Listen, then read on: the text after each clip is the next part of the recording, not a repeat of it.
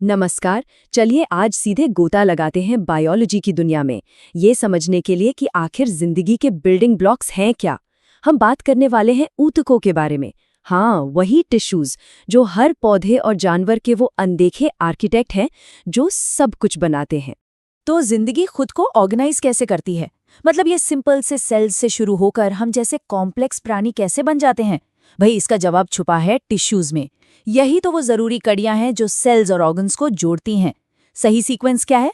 पहले आते हैं सेल्स, वो मिलकर बनाते हैं टिश्यूज, टिश्यू से बनते हैं ऑर्गन्स और फिर सारे ऑर्गन्स मिलकर बनाते हैं एक पूरा का पूरा जीव। किसी भी जीव को समझने के लिए पता है कहाँ से शुरू करना पड़ता है? बिल्कुल, उसके बिल्डिंग ब्लॉक से। और ये सब कुछ शुरू होता है सबसे छोटी इकाई सेल से, जो एक साथ आकर टिश्यूज बनाते हैं। तो आखिर ये ऊतक, ये टिश्यू है क्या चीज? इसको ना एक एक्सपर्ट्स की टीम की तरह समझिए। मतलब ढेर सारे सेल्स का एक ग्रुप जिनका एक ही मिशन है। चाहे वो शरीर को बचाना हो, हरकत पैदा करना हो या फिर पोषक तत्वों को एक जगह से दूसरी जगह पहुंचाना हो। ये समझ लीजिए कि ये अलग अलग सेल्स और हमारे ऑर्गन्स के बीच एक बहुत ही जरूरी पुल का काम करते हैं। चलिए अब थोड़ा बॉटनी की दुनिया में चलते हैं। पौधों के अंदर ना कुछ बड़े ही यूनिक टिश्यूज होते हैं जो उन्हें बढ़ने और फलने फूलने में मदद करते हैं। और हाँ, ये अक्सर हमारे टिश्यूज से काफी अलग होते हैं। कभी सोचा है कि एक नन्हा सा पतला सा पौधा कैसे एक मोटे तने वाले पेड़ में बदल जाता है? आखिर ये ग्रोथ आती कहाँ से है? बस यही सवाल हमें इंट्रोड्यूस कराता है मेरिस्टेम से, जो असल में पौधे के डायनामिक ग्रोथ जोन्स होते हैं। पौधों में ना दो मेन तरह के ग्रोथ टिश्यूज होते हैं। पहला है एपिकल मेरिस्टेम, ये पौधे को लंबा करता है, बिल्कुल वैसे ही जैसे कोई ऊंची इमारत बना रहा हो। और दूसरा है लैटरल मेरिस्टेम, जो पौधे को चौड़ा बनाता है। सोचिए जैसे इमारत की नींव को मजबूत किया जा रहा हो ताकि उसे ताकत और स्टेबिलिटी मिले। और हाँ, इसका एक बेहतरीन उदाहरण है कैम्बियम, जो पेड़ों में वो गोल गोल एनुअल रिंग्स बनाता है। यहाँ एक बड़ी दिलचस्प बात है। सोचिए अगर किसी पौधे की चोटी को, बिल्कुल टिप को काट दिया जाए तो क्या होगा? सीधी सी बात है, वो लंबा होना बंद कर देगा। क्यों? क्योंकि ऐसा करके आपने उसके एपिकल मेरिस्टेम को ही नुकसान पहुंचा दिया, जो लंबाई बढ़ाने के लिए जिम्मेदार है। देखिए, इससे साफ पता चलता है कि इस टिश्यू का काम कितना स्पेसिफिक है। अब देखिए, जैसे जैसे पौधे बड़े होते हैं, उन्हें पानी और पोषक तत्वों को पहुंचाने के लिए एक सिस्टम तो चाहिए ही।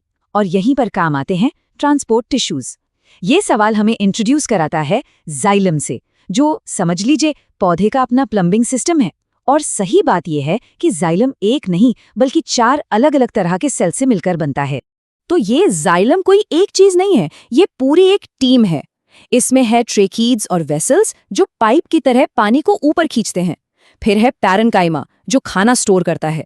और आखिर में है फाइबर्स, जो पूरे स्ट्रक्चर को सहारा देते हैं। ये सब मिलकर ही पौधे की जड़ों से पत्तियों तक पानी पहुंचा पाते हैं। ये सुनने में थोड़ा अजीब लग सकता है, पर क्या आप जानते हैं कि कुछ टिश्यूज मरे हुए होने पर अपना काम सबसे अच्छा करते हैं? जी हाँ, इसका जवाब है स्क्लेरेन्काइमा।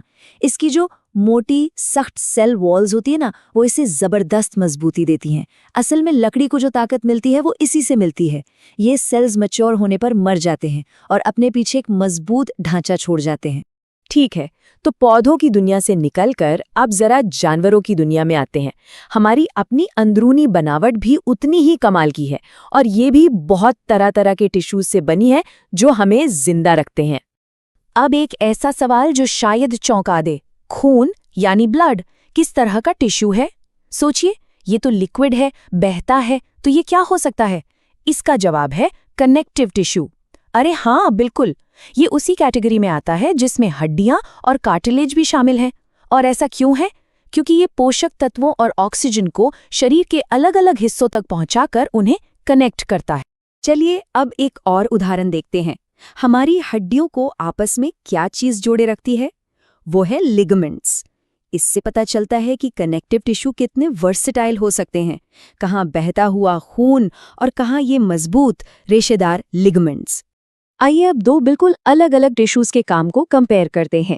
एक तरफ है एपिथेलियल टिश्यूज, जैसे हमारे खाने की नली, ओइसोफेगस में मिलने वाले पतले चपटे स्क्वेमस सेल्स जो एक प्रोटेक्टिव परत बनाते हैं।